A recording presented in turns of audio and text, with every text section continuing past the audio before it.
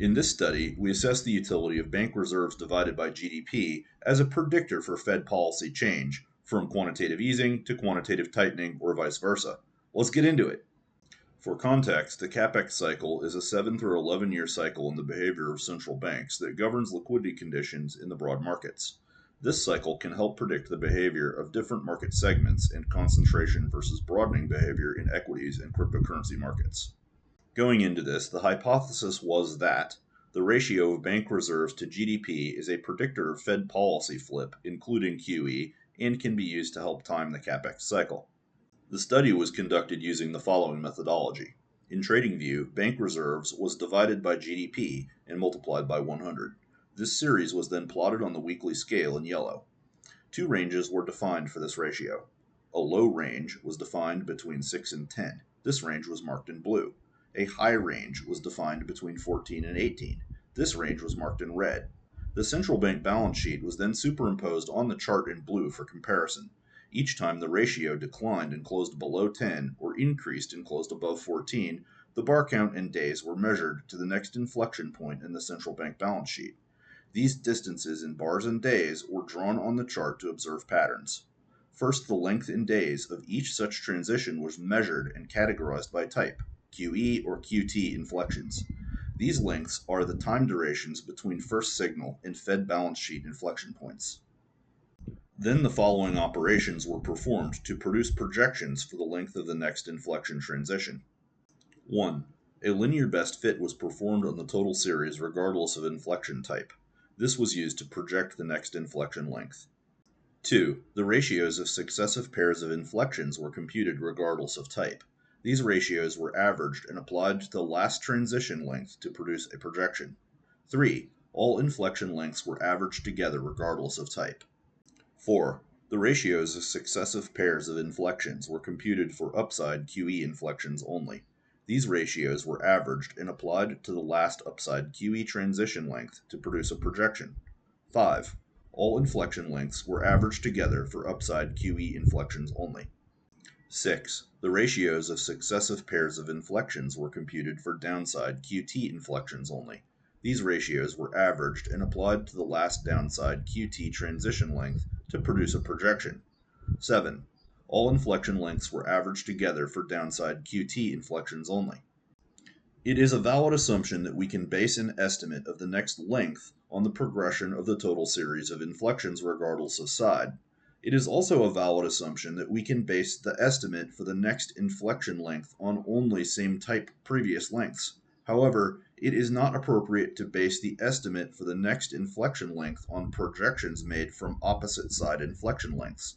Therefore, projections and averages made purely from downside QT inflections do not apply to the upside QE signal projection calculations and are not included.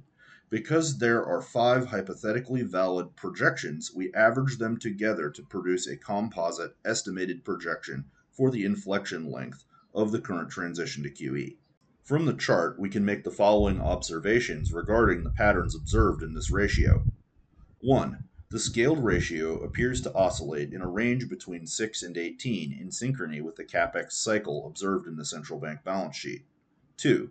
Crossings of the scaled ratio above or below the inner boundaries of the range are seen to lead a policy inflection by a long duration, between 1 and 2 years approximately. 3. The length of successive inflections is increasing regardless of type grouping. 4. The scaled ratio has recently descended below the top of the low range, indicating a coming QE inflection in the central bank balance sheet.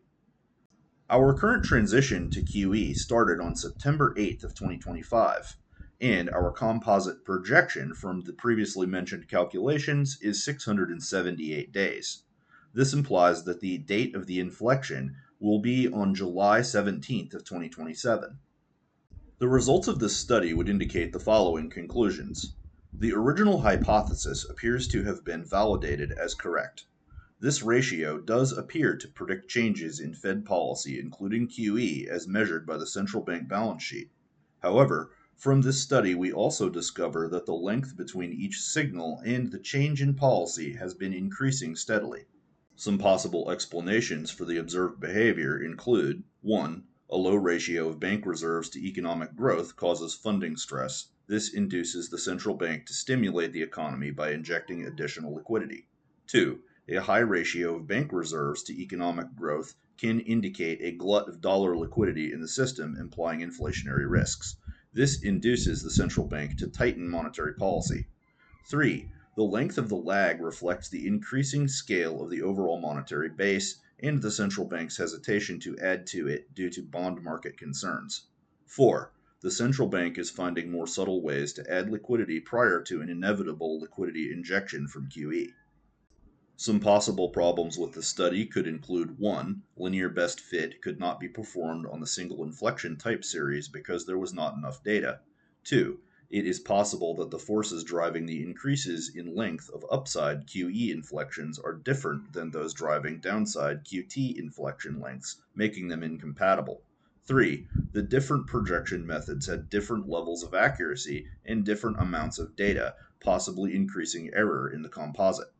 Some subjects for further study could include 1. What other measures of the capex cycle exist, and how can they be used to time this cycle? 2. What is the expected behavior of asset segments in different parts of the capex cycle? Some important outtakes from this study are that bankers' ability to manage liquidity demand in the broad economy drives the central bank's decisions to add or remove liquidity. This can be tracked by watching certain economic data and ratios to make forecasts about the expected behavior of markets years into the future. This behavior appears to be periodic in nature and regular in profile, making these ratios a useful addition to a full macro toolkit. But remember, not financial advice. Do your own research.